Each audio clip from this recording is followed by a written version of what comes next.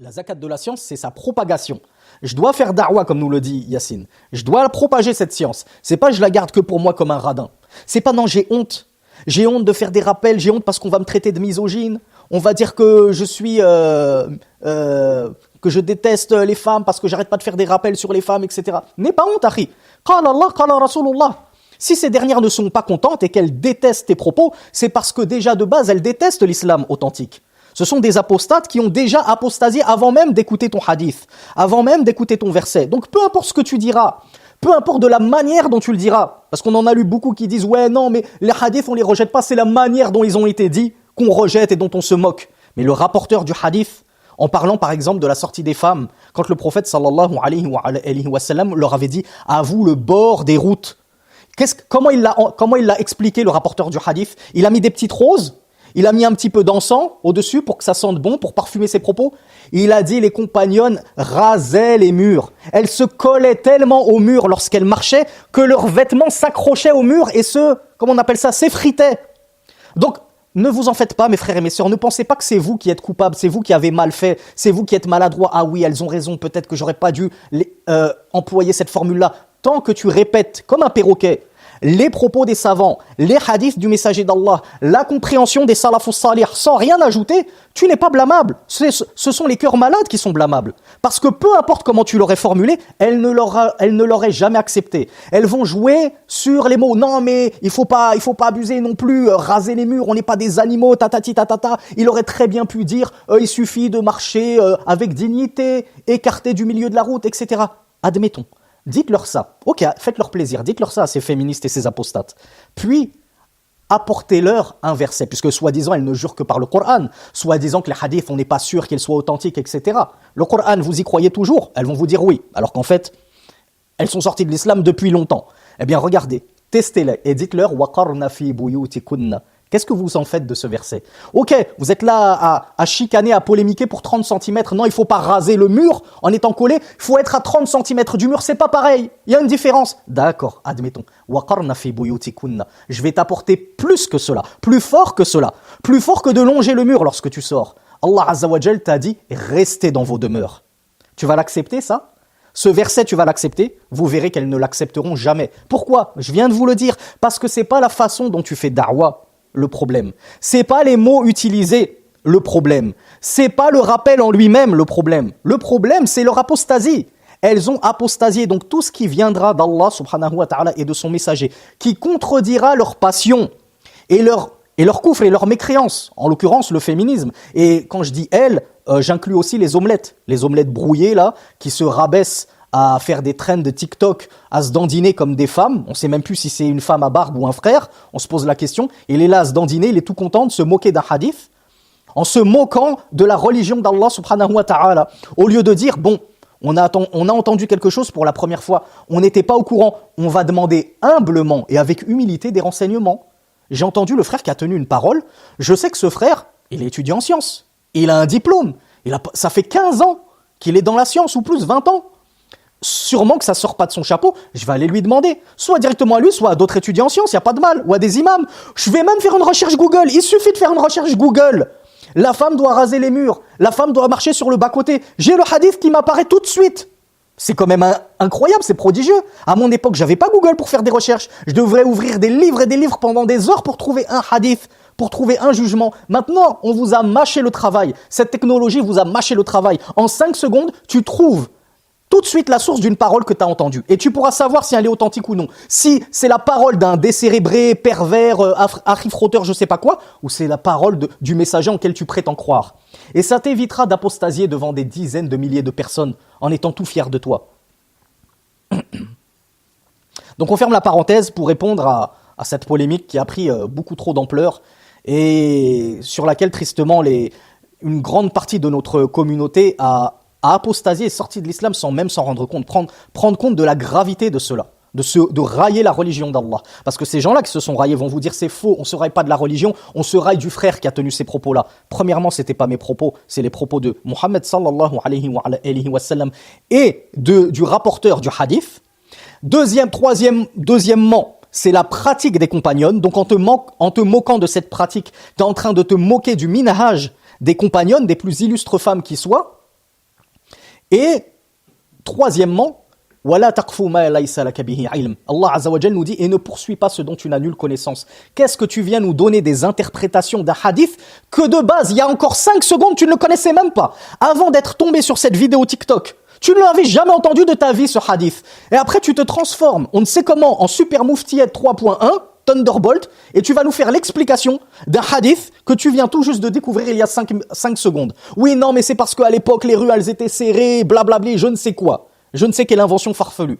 Allah te dit, ne cours pas après ce dont tu n'as nulle connaissance. Tu ne connaissais pas ce hadith. Fais-toi miséricorde à toi-même. Reste dans l'islam surtout. Et ne te prononce pas. Ne va pas te dandiner comme une femme impudique et comme un homme impudique devant des millions de personnes sur TikTok à exhiber tes atours. Bien souvent, ces femmes ne sont même pas habillées correctement. Elles sont nues et vêties à la fois, comme l'avait dit le prophète sallallahu alayhi wa sallam.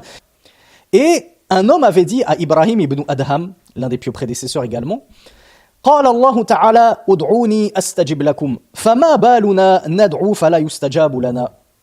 On avait dit à Ibrahim ibn Adham rahmatullahi alayhi, Allah Azza wa Jalla a dit, invoquez-moi et je vous exaucerai, je vous répondrai. Comment se fait-il donc que nous invoquons Allah mais il ne nous répond pas, il ne nous exauce pas? Alors Ibrahim rahmatullahi alayhi lui a répondu, min ajli khamsati ashya, pour la cause de 5 choses. Il y a 5 choses qui vont expliquer pourquoi on invoque, et alors que le verset nous dit que si on invoque, on sera exaucé, on n'est pas exaucé. Comment ça se fait? Il a dit à cause de 5 choses. Donc on lui a demandé quelles sont-elles. Il a dit, Araftumullah falam tu'addu haqqahu. Vous avez connu Allah et vous ne lui avez pas donné son droit. Et qui se souvient du droit d'Allah sur nous? An na'budahu. C'est qu'on l'adore, c'est qu'on se soumette pleinement à lui. Pas qu'on soit des têtes brûlées et des renfrogniers et des grands rebelles qui sont fiers de contredire les ordres d'Allah et de son messager. Tout fiers d'afficher devant des millions de personnes sur les réseaux sociaux leur transgression et leur rébellion. Deuxièmement, et vous lisez le Coran, mais vous n'agissez pas selon lui. Vous ne mettez pas en pratique le Coran et ce à quoi il invite et appelle. Troisièmement,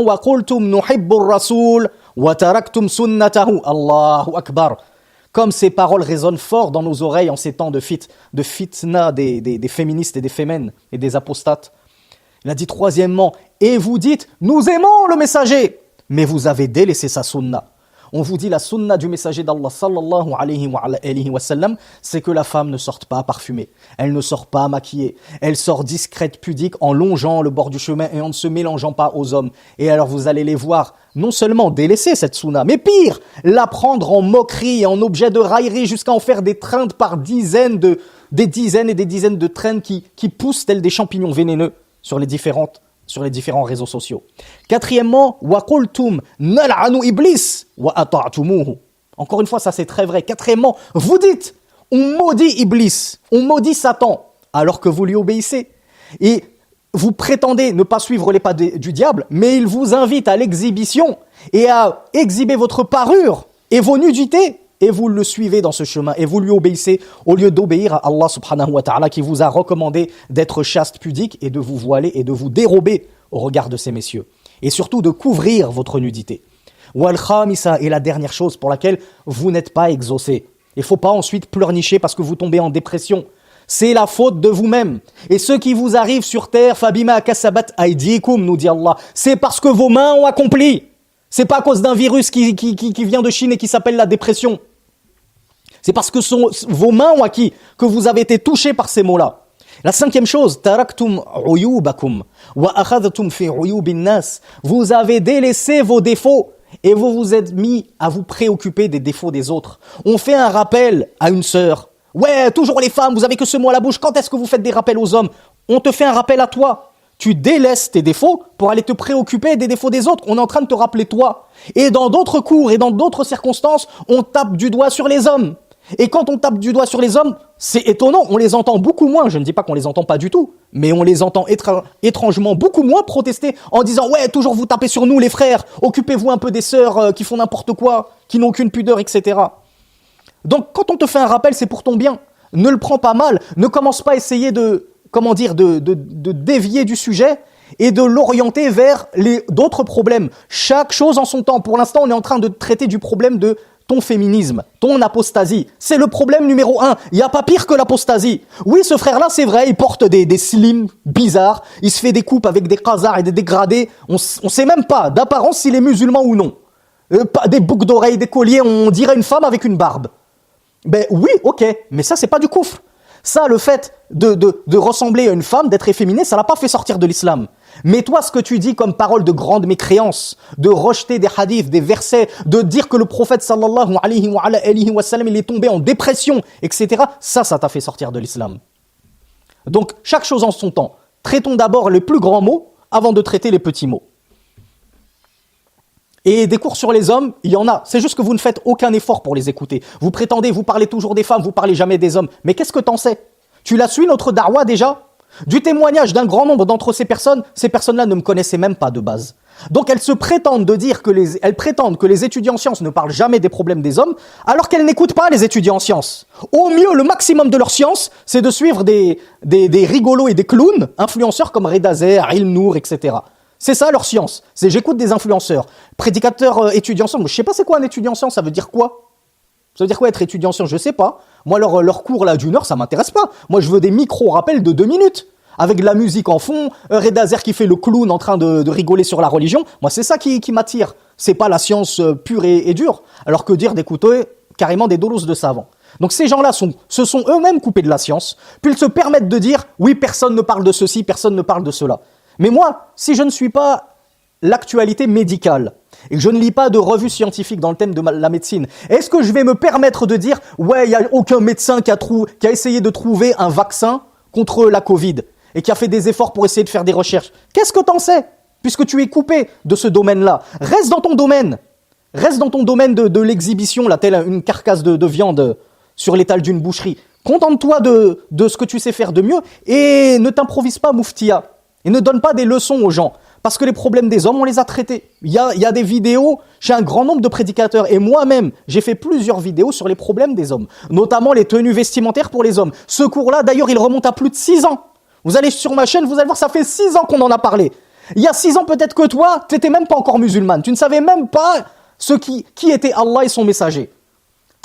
Tu t'es mis dans le din seulement depuis quelques mois et tu viens tirer un trait sur tout le travail des prédicateurs, qu'ils soient savants, étudiants en sciences ou moindre qu'eux encore, en disant ils parlent jamais de ci, ils parlent jamais de ça. Dis plutôt, je suis quelqu'un qui ne pense qu'à m'amuser, je n'ai pas de temps pour écouter les cours de sciences et les cours islamiques, donc je n'ai jamais entendu de paroles contre les hommes. Ce sera plus juste. Encore une fois, c'est ce qu'on voit depuis 3 jours là. On ne voit que ça sur les réseaux sociaux, ça se déchaîne dans le jidal. Jadal, c'est la polémique. Donc lorsque Allah Azza wa Jal veut du bien à son serviteur, il lui ouvre la porte de la mise en pratique. Il va œuvrer, il va travailler, il va agir concrètement. Et il va lui fermer la porte du jidal, de la polémique, du débat.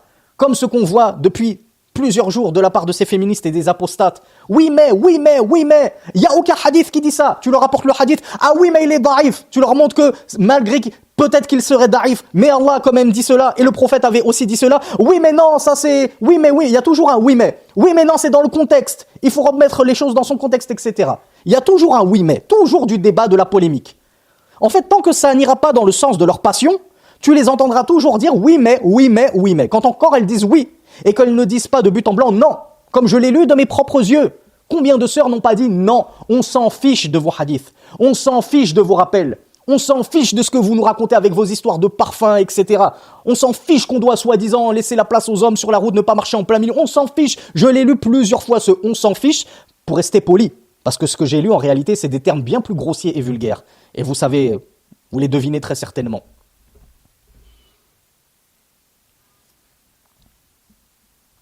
Et celui à qui Allah veut du mal, il lui ouvre la porte de la polémique, du débat, des protestations et des jérémiades incessantes. Et il lui ferme la porte de la mise en pratique et de la mise en œuvre. On lui a dit « Qala Allah, qala Rasulullah ». Allah a dit, le messager d'Allah a dit, elle se voit voilée. Et il y a un obstacle entre elle et la possibilité d'appliquer. Parce que leur cœur a été, comment dire, détruit par l'apostasie et l'hypocrisie. Donc elles ne peuvent plus œuvrer selon ce qu'elles entendent et selon ce qu'elles reçoivent de science. Voilà pourquoi Al-Hassan al-Basri, rahmatullahi alayhi, avait entendu des gens polémiquer et débattre. Alors il dit, ces gens-là, ce sont un peuple qui se sont lassés de l'adoration. Tu leur parles de, il faut faire ceci, il ne faut pas faire cela. Telle est l'adoration d'Allah qui nous a commandé ceci et qui nous a interdit cela. Pour eux, c'est too much, c'est trop. Ils se sont lassés d'obéir à Allah. C'est trop fatigant, faut toujours œuvrer. Toujours ça, c'est obligatoire, toujours ça, c'est interdit. On ne peut pas se reposer, comme on l'a lu, de nos propres yeux. On a le droit de respirer encore. À croire que être une musulmane, en 2026, ça empêche de respirer. Subhanallah. C'est les dernières à se couvrir le visage. Donc de quel droit se permettre de se plaindre de ne pas pouvoir respirer alors qu'on a des sœurs en niqab sous 50 degrés qui prennent sur elles pour la face d'Allah subhanahu wa ta'ala et qui elles pourraient se plaindre que on a du mal à respirer sous ce niqab par cette chaleur, etc. Donc Al-Hassan al-Basri, concernant ces grands polémistes ou ces grands polémiques, il a dit ce sont des gens qui se sont lassés de al-ibada, de l'adoration d'Allah subhanahu wa ta'ala. Wa khaffa alayhim al-qawl. Et la parole leur est devenue légère. Pour eux, c'est facile de parler blablabla, blablabla. Non mais oui, non mais moi je pense que, non mais il raconte n'importe quoi cet imam TikTok, non mais il sort d'où celui-là, on n'a jamais entendu, non mais tout. C'est facile pour eux de parler. Et d'ailleurs, c'est facile pour tout le monde de parler. Nous aussi, si on voulait parler sans science, ce serait facile. Je dis tout ce qui me traverse l'esprit sans filtre. Mais ça, c'est à la portée de tout le monde. Il a dit, وَقَلَّ وَرَعُهُمْ. Cependant que leur prudence religieuse, la prudence religieuse de se taire quand je ne sais pas, de demander lorsque j'ignore, de demander aux gens de science, éclaircissez-moi, j'ai entendu telle parole, je veux savoir premièrement si elle est vraie ou non, je veux connaître la source, je veux savoir si c'est obligatoire ou simplement recommandé, et ainsi de suite. Non, eux, ils n'ont aucune prudence religieuse. Ils prennent les textes qu'on leur apporte et ils les jettent contre le mur.